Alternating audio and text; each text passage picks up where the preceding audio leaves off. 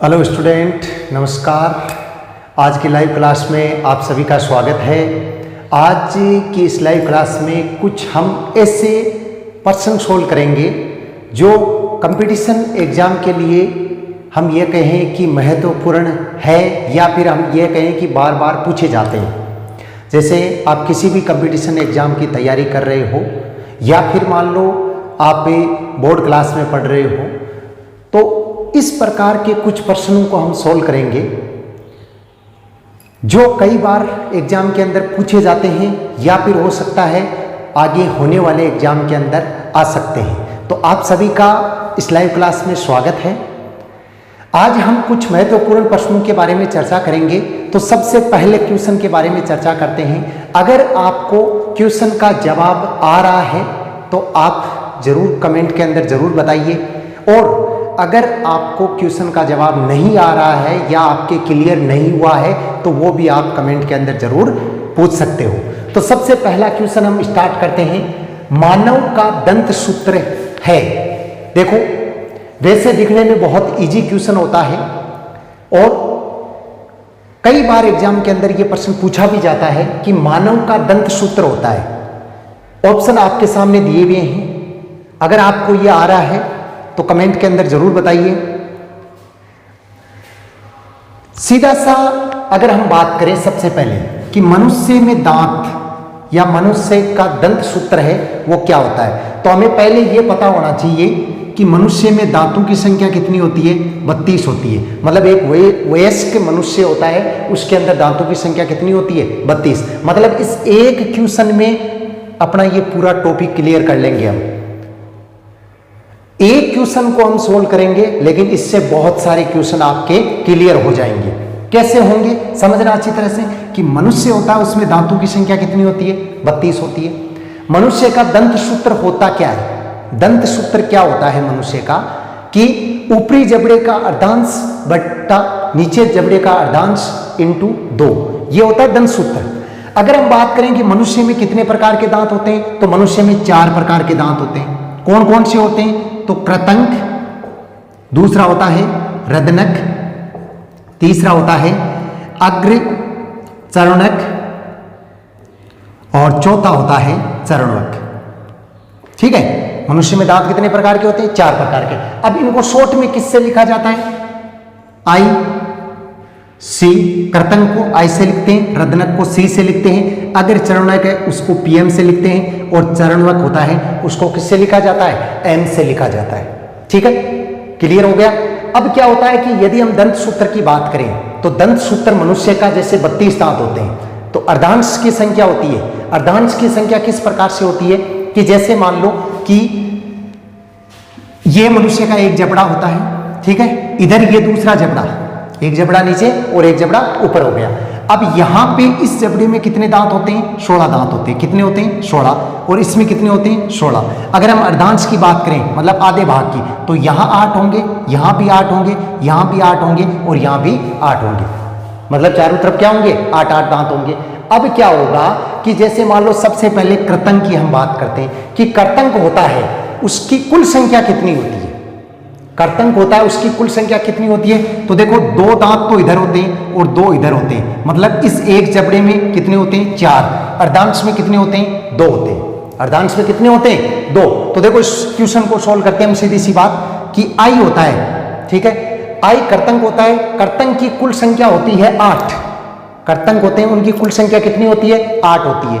ठीक है, हमारे पूरे मुख में कृतंक कितने होते हैं, 8 होते हैं, 4 ऊपर वाले में, 4 नीचे वाले। तो अर्धांश की बात करेंगे हम तो 2/2 हो जाएगा। ठीक है, इसी प्रकार दूसरा कौन सा है, सी, रदनक। तो रदनक की कुल संख्या होती है वो होती है 4। रदनक है उसकी कुल संख्या कितनी होती है, 4 होती है। मतलब 2 तो यहां पे, एक यहां होगा, एक यहां होगा, एक यहां होगा, एक यहां होगा। ठीक है, तो इसका क्या हो जाएगा, 1/1। तीसरा पीएम, मतलब अगर चरणवक की हम बात करें तो अगर चरणवक की संख्या कितनी होती है, कुल संख्या कितनी होती है, अगर चरणवक की 8 होती है, कुल संख्या कितनी होती है, मतलब देखो ये कुल होते हैं 8, ये कुल संख्या में होते हैं 4, और ये भी कितने होते हैं 8, और ये कुल कितने होते हैं 12। तो आप टोटल देख सकते हो, सॉरी एक मिनट,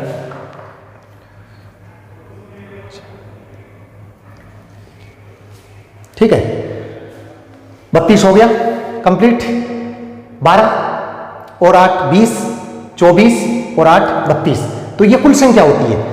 अगर हम पीएम की बात करें तो कुल संख्या 8 होती है, मतलब 2/2, और यदि हम एम की बात करें तो कुल संख्या कितनी होती है इनकी, 12 होती है, लेकिन अर्धांश में कितने होते हैं, 3/3। तो अब ऑप्शन दिए हुए उसमें आप देख सकते हो, ऊपर देखो 2, 1, फिर 2 और 1, मतलब 21 23 21 23। अब इसके अंदर कौन सा ऑप्शन सही है, गलत है, ये भी गलत है, ये बिल्कुल सही है। तो सही आंसर क्या हुआ इसका, सी।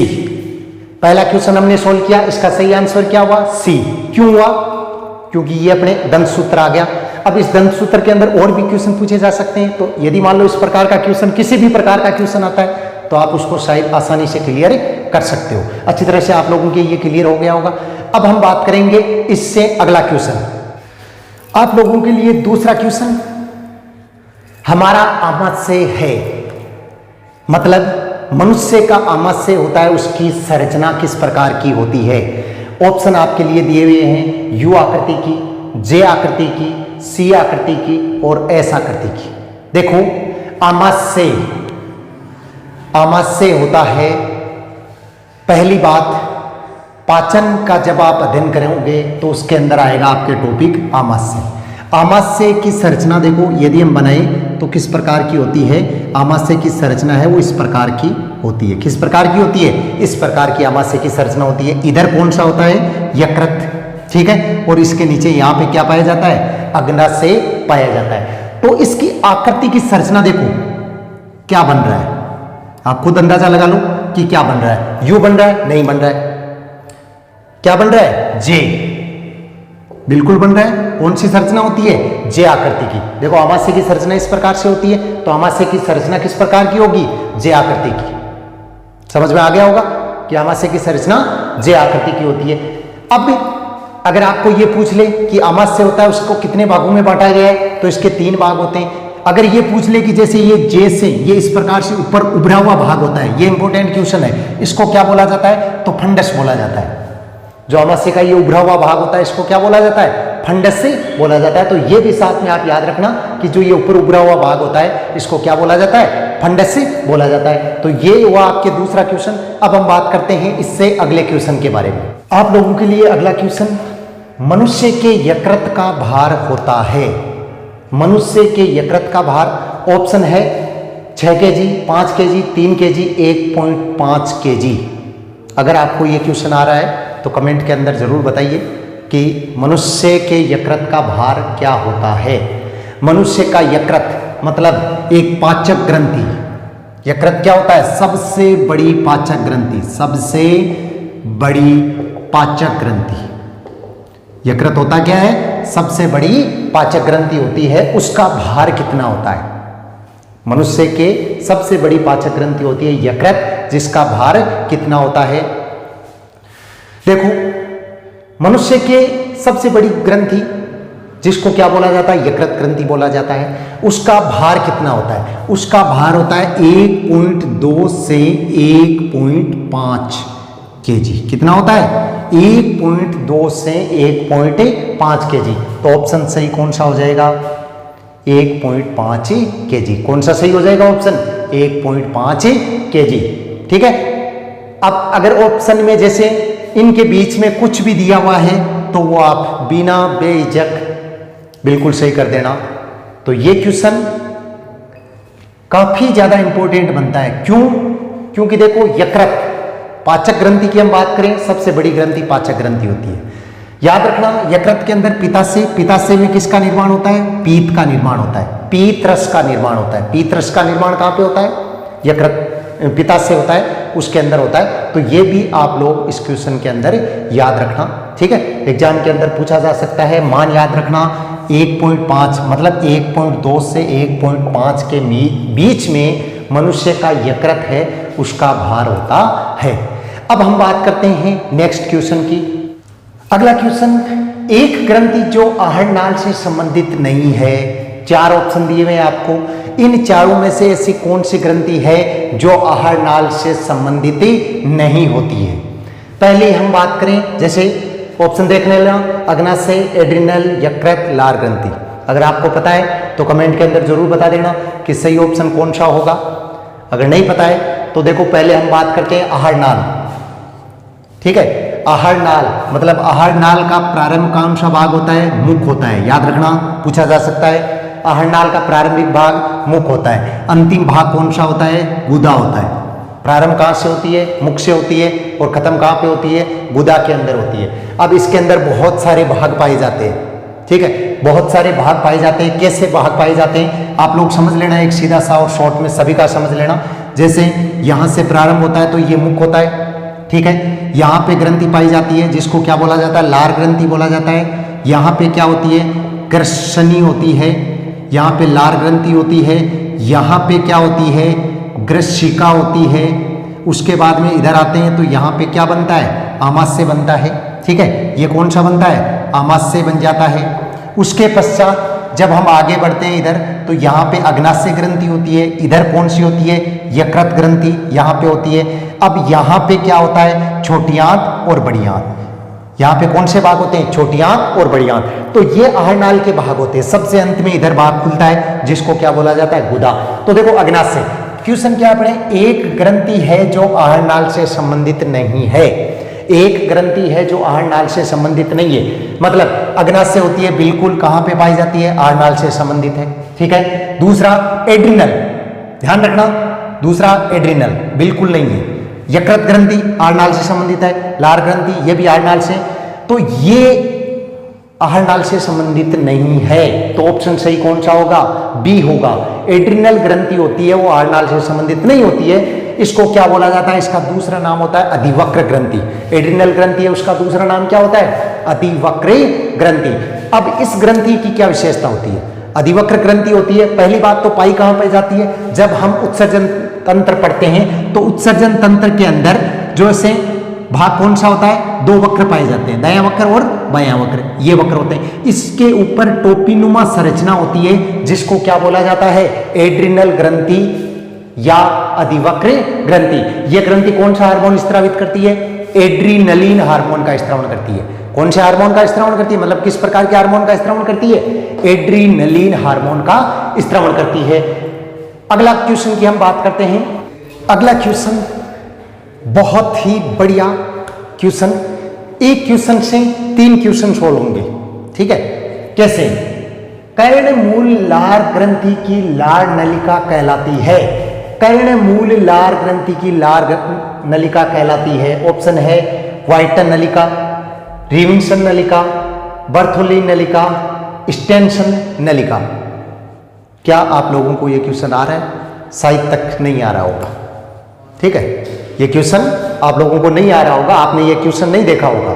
ठीक है, लेकिन आपके जो एग्जाम होगा उसके अंदर आप लोग इस क्वेश्चन को जरूर देख लोगे। क्यों?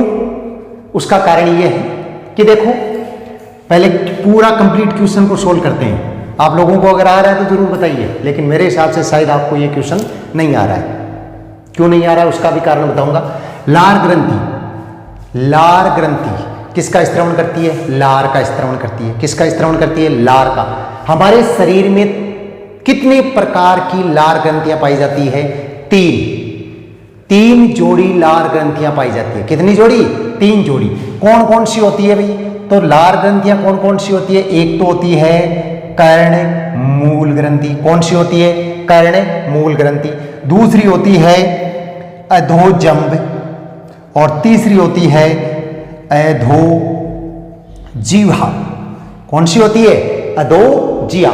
अब क्या होता है कि लार ग्रंथि पाई कहां पे जाती है? जैसे मुख गुहा होता है वो खत्म होता है तो यहां पे पाई जाती है। ठीक है, लेकिन इसकी जो नलिकाएं होती है वो कहां पे आके खुलती है? मुख गुहा में खुलती है। अगर ये क्वेश्चन पूछ ले तो ये भी सोल्व करना है कि इसकी नलिकाएं कहां पे आकर खुलती है? मुख गुहा के अंदर आकर खुलती है। पाई ये पीछे यहां पे पाई जाएगी, लेकिन खुलती कहां पे है? मुख गुहा के अंदर। अब ये कौन सी नलिकाओं द्वारा खुलती है? तो देखो हम बात करते हैं कर्णमूल। तो कर्णमूल जिन नलिकाओं के द्वारा खुलती है उन नलिकाओं को बोला जाता है स्टेनसन नलिका। क्या बोला जाता है? स्टेनसन नलिका। अधोजंब जिन नलिकाओं द्वारा खुलती है उन नलिकाओं को बोला जाता है व्हाइटन नलिका। क्या बोला जाता है? व्हाइटन नलिका। और अधोजिहा जिन नलिकाओं द्वारा खुलती है उनको क्या बोला जाता है? रिविन्स नलिका, या इनका दूसरा नाम क्या होता है? बर्थोलीन नलिका। क्या नाम होता है? बर्थोलीन नलिका। तो ये याद रख लेना। अब देखो क्वेश्चन को देख लो, कौन सा सही होगा, आप बिल्कुल जवाब दे पाओगे। कर्णमूल लार ग्रंथि की लार नलिका कहलाती है। तो देखो कर्णमूल, कर्णमूल में कौन सी होती है? स्टेंशन नलिका। स्टेंशन नलिका सही हो गया। अब इसके अंदर मान लो ऑप्शन में अधोजम या अधोजिहा क्वेश्चन में दिया हुआ होता तो भी आप इसको सोल्व कर सकते थे। आप लोगों के बिल्कुल क्लियर हो गया होगा कि किस प्रकार से ये क्वेश्चन आपके सोल्व हुआ है। ये क्वेश्चन इंपॉर्टेंट इसलिए क्योंकि इस क्वेश्चन में देखो ये तीनों ग्रंथियों के बारे में जानकारी देता है कि ये नलिका कौन सी ग्रंथियों द्वारा खुलती है? अधोजम। कौन सी द्वारा? अधोजम। और ये कौन सी के द्वारा खुलती है? अधोजिहा। ठीक है। और ये भी कौन सी के द्वारा होती है? अधोजिहा। और ये कौन सी होती है? कर्णमूल, या इसका दूसरा नाम क्या होता है? कर्णपूर्व ग्रंथियां। क्या होती है? कर्णमूल या कर्णपूर्व ग्रंथियां। तो ये आपका क्वेश्चन था। अगला आप लोगों ने आज केवल नॉर्मल से 5 क्वेश्चन सोल्व किए हमने। 5 क्वेश्चन बिल्कुल दिखने में छोटे थे लेकिन बड़े अच्छे क्वेश्चन थे। आप लोगों ने जवाब भी दिए। आप लोगों को ये क्वेश्चन कैसे लगे आप लोग जरूर बताना। अगर आप लोगों को इसी प्रकार के आगे भी आप लोगों की इच्छा है कि इस प्रकार के वीडियो बने तो आप लोग कमेंट में जरूर बताना। अभी जैसे मान लो कि एक ज़्यादा बड़ी क्लास नहीं बनाई है मैंने, लेकिन अगर आप लोगों को इस प्रकार की क्लास अच्छी लगती है तो आप लोगों के लिए आगे बड़ी क्लास, मतलब जैसे कम से कम 1 घंटे की क्लास है वो कंटिन्यू लाइव क्लास आप लोगों के लिए उपलब्ध करवाई जाएगी और प्रत्येक सब्जेक्ट की करवाई जाएगी। जैसे हम बात करते हैं जनरल साइंस की, जनरल साइंस की हम ये बात करते हैं कि जैसे मान लो कोई भी कंपटीशन होता है, ठीक है, कंपटीशन में जनरल साइंस पूछा जाता है। अगर आप नीट के स्टूडेंट हो तो उसके अंदर भी केमिस्ट्री, फिजिक्स, बायोलॉजी, मैथमेटिक्स, बहुत सारे कंपटीशन है जिसमें मैथ के क्वेश्चन पूछे जाते हैं। ठीक है, तो इन प्रत्येक सब्जेक्ट की आप लोगों के लिए इस प्रकार से क्वेश्चन सोल्व क्लास है वो उपलब्ध करवाई जाएगी। तो आप लोगों को क्लास कैसी लगी कमेंट में जरूर बताना। धन्यवाद। जय हिंद, जय भारत।